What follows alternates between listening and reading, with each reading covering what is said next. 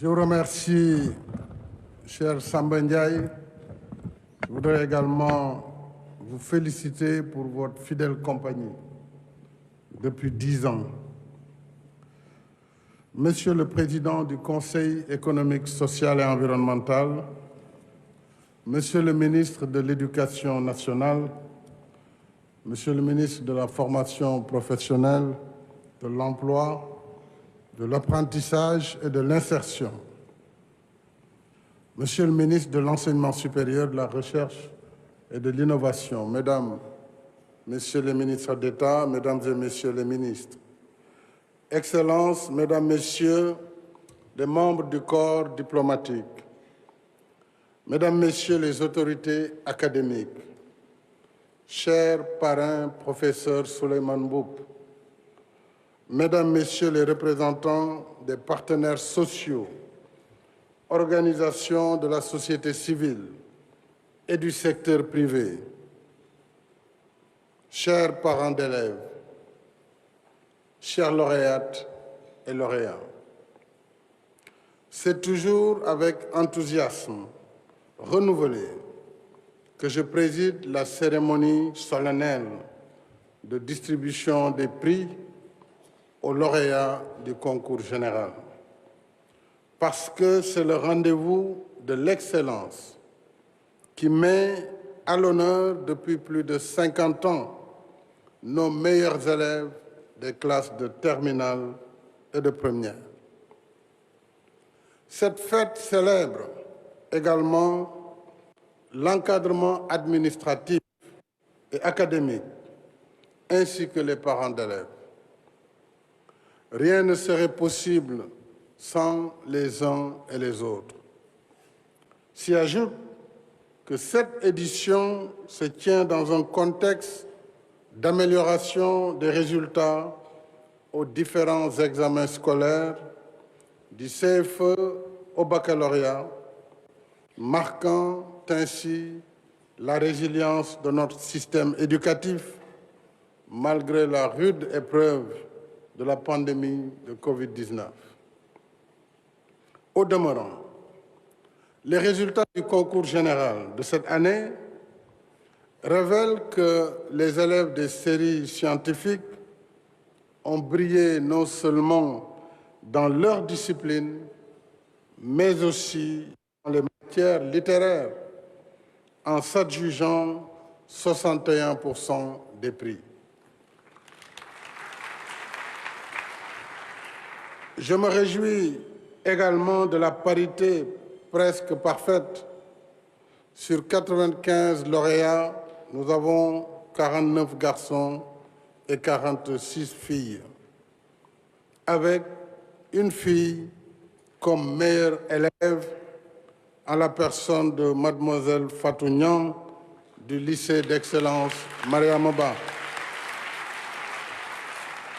Bravo, mademoiselle Niang, pour ce palmarès. Je remercie et félicite vivement M. Maguette Dieye, excellentissime professeur, qui nous a gratifié de son discours d'usage, professeur de lettres modernes au lycée mixte Maurice Delafosse, pour, comme je l'ai dit, le brillantissime discours d'usage qu'il vient de prononcer. Professeur Dieye, vous êtes allé au fond des choses en abordant le thème pour un système éducatif ancré dans ses valeurs et ouvert aux compétences du XXIe siècle. Quelle réforme curriculaire! Puisant dans un tréfonds multidisciplinaire, vous avez retracé l'évolution de notre système, mis en évidence ses forces et faiblesses et proposé des pistes de réflexion pour repenser et l'adapter aux exigences de notre temps.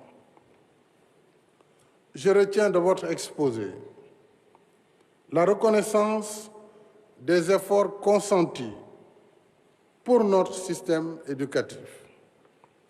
Je rappelle que le budget de l'éducation nationale est passé en effet de 432 milliards en 2011 à plus de 606 milliards en 2022.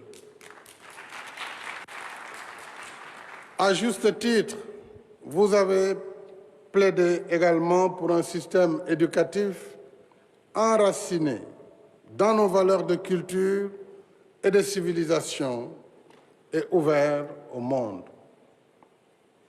En revisitant l'aventure ambiguë, vous rappelez pour la circonstance la dialectique des valeurs, de la tradition et de l'école moderne, question que Cheikh Hamidou Kane a posée il y a plus de 60 ans. En ces termes, peut-on apprendre ceci sans oublier cela? Et ce qu'on apprend vaut-il ce que l'on oublie? La question est d'actualité alors que notre société est percutée par la violence physique et verbale et la frénésie des fake news, de la manipulation et des réseaux sociaux. Dans ce tourbillon des temps modernes, la jeunesse semble en perte de repère, allant jusqu'à verser parfois dans un mimétisme de mauvais goût. Je pense à la pratique choquante et malsaine de violence sur des enseignants et de saccage d'infrastructures et matériel scolaire. Les agresseurs et les casseurs, qui constituent heureusement une infime minorité, n'ont pas leur place à l'école ni à l'université. Nous devons tous agir fermement pour mettre fin à ces dérives. Pouvoirs publics, partenaires sociaux, mais également les familles, responsables au premier chef de l'éducation de leurs enfants. S'agissant de la réforme de notre système éducatif, elle pose, à mon sens, une double problématique: le contenu des enseignements et la façon d'enseigner. Je pense que certains spécialistes appellent cela la pédagogie inversée. Et vous l'avez brillamment évoqué. Les interrogations ne manquent pas. Pourquoi les filières scientifiques et techniques sont désertées?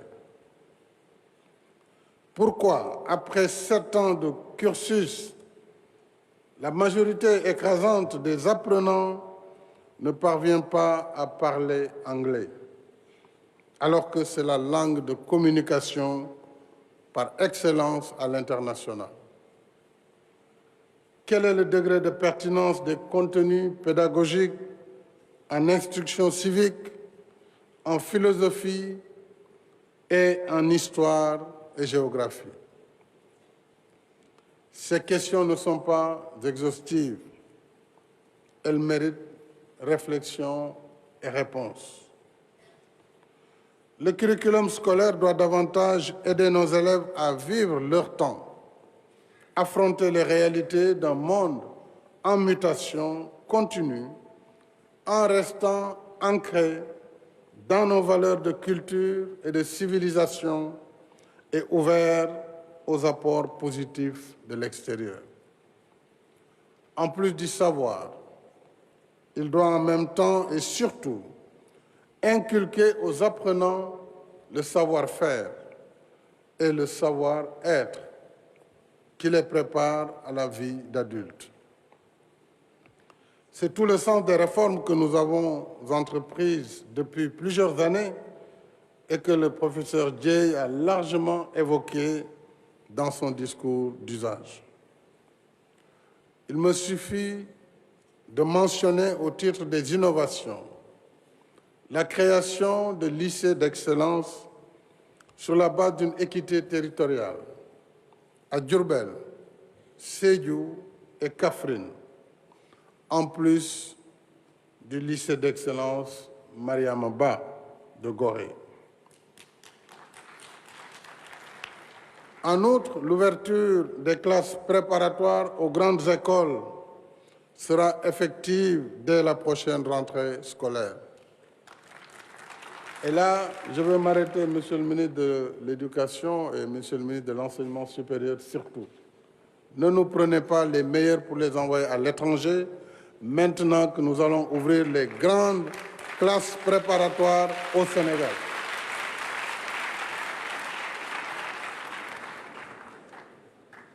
Parce que nous allons former les meilleurs, il serait dommage qu'avec tant d'efforts, que nos meilleurs élèves aillent pour faire des facultés ailleurs, alors qu'ils ont la possibilité de faire les prépas scientifiques ici à Thiès. Et donc, sur la question des bourses, il va falloir, avec les parrains, qu'on ait une réflexion dans le sens de renforcer ces classes préparatoires. En même temps, une stratégie nationale pour la promotion des mathématiques et des sciences est en cours d'élaboration. Ces réformes ne doivent pas être une fin en soi, mais une dynamique qui répond aux besoins de l'heure et aux contingences imprévues, comme le recours au numérique pour assurer la continuité des enseignements et sauver l'année scolaire 2019-2020 au plus fort de la pandémie Covid-19. C'est dire, mesdames et messieurs, que notre système éducatif doit davantage intégrer le numérique comme contenu pédagogique et outil d'encadrement et de performance. Mais tout cela, j'allais dire, tout n'est pas que science, mathématiques et technologie. Il nous faut aussi mieux promouvoir l'enseignement des humanités et des valeurs. Je le dis d'autant plus que ce sont les humanités et valeurs qui nous relient à notre histoire, qui forgent notre identité, cimentent notre vivre ensemble et nous servent de bouclier face au risque d'acculturation et d'assimilation. Dans son appel au rendez-vous de la civilisation de l'universel, le président poète Léopold Sédar Senghor avait raison d'inviter à assimiler sans être assimilé. En effet, lorsqu'un peuple s'évertue à assujettir un autre, il s'emploie d'abord à lui nier toute valeur de culture et de civilisation, à falsifier son histoire et maîtriser son imaginaire individuel et collectif, comme jadis avec l'entreprise coloniale. Colonisation égale chosification, selon la célèbre formule d'Aimé Césaire. D'où la prétendue mission civilisatrice comme fondement de la conquête et de l'occupation coloniale. Aujourd'hui encore, chers lauréates et lauréats, les thèses négationnistes et les tentations d'assimilation restent vivaces dans le monde. C'est pourquoi, s'agissant du contenu des enseignements, nous devons poursuivre l'œuvre d'ancrage dans nos valeurs de culture et de civilisation. C'est l'objectif du projet d'écriture de l'histoire générale du Sénégal, entamé par feu le professeur Iba Der Thiam et son équipe, qu'il nous faut parachever.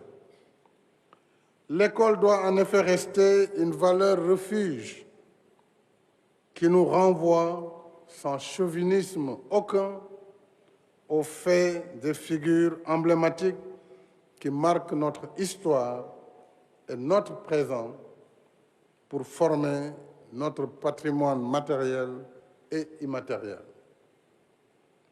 Voilà pourquoi, dans notre marche vers l'école des valeurs et de la réussite, nous offrons aujourd'hui un exemple, un pur produit du système éducatif sénégalais, à la personne du professeur Souleymane Mboup,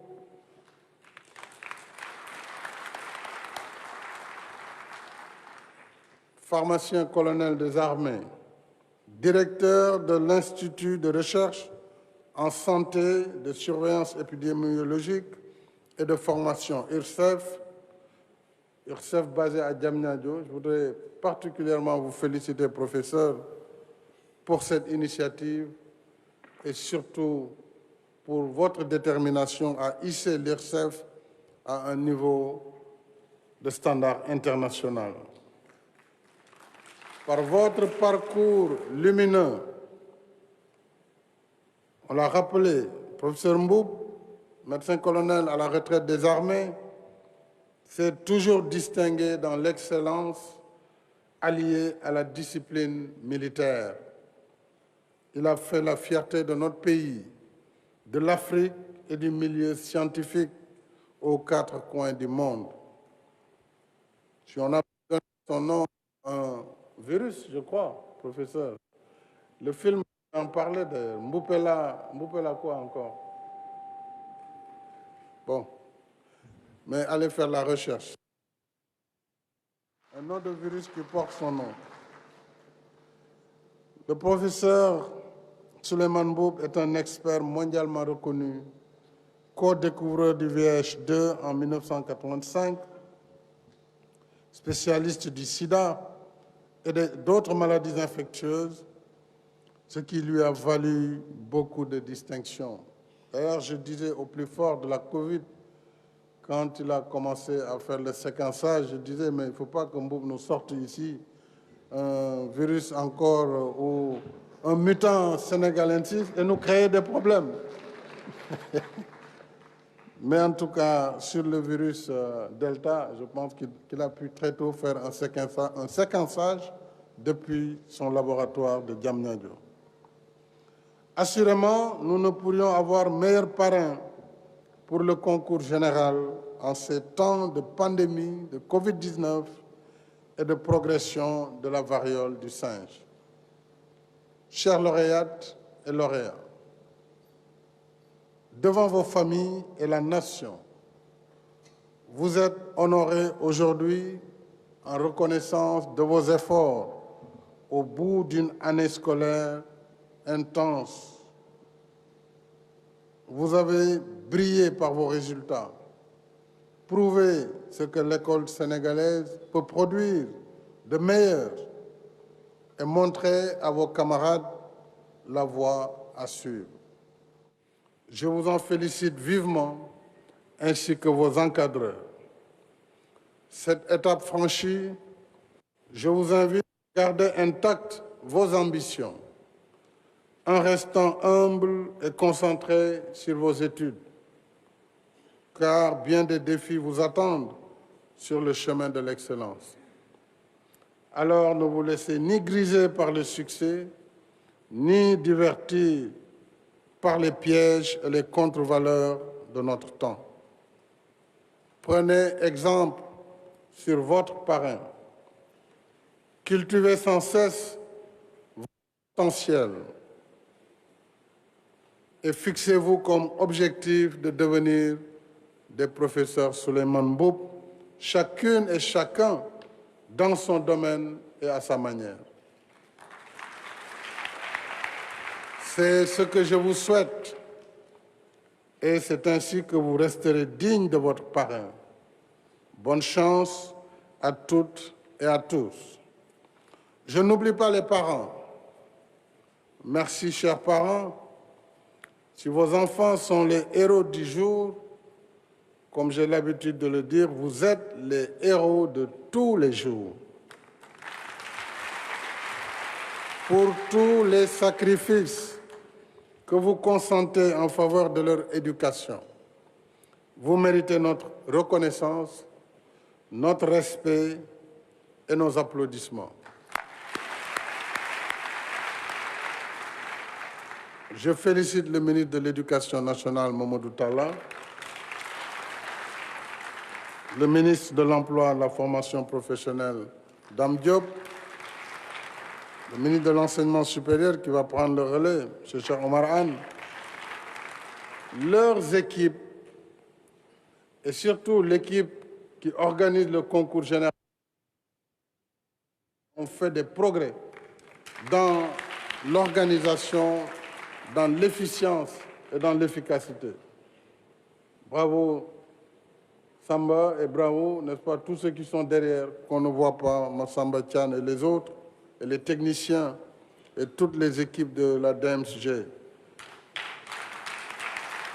Je félicite également le corps enseignant et l'ensemble des acteurs. Le corps enseignant, je crois qu'il est quand même content cette année. Je l'espère. Et l'ensemble des acteurs et partenaires que je salue, qui sont des partenaires du concours général, toutes ces fondations et sociétés nationales, publiques comme privées, qui nous accompagnent et qui font de cette cérémonie un succès à la dimension de l'événement. Ensemble, continuons d'investir dans l'éducation et la formation pour un Sénégal plus instruit, un Sénégal de progrès, un Sénégal meilleur. Je vous remercie de votre aimable attention. Voilà le discours du président de la République Macky Sall, Moussa Niang. dellu ci ne ci li nga xam ne mooy résultat yi élèves yi dafa am waaye gërëm na sant parents d'élèves yi nga xam ne it ñooy gunge élèves yi saa yu nekk moom président de la république delloo nañu ko ministre yi nga xam ne ñoo yor wàllu njàng mi muy éducation nationale enseignement supérieur formation professionnelle delloo nañu ko itam Maguette Dièye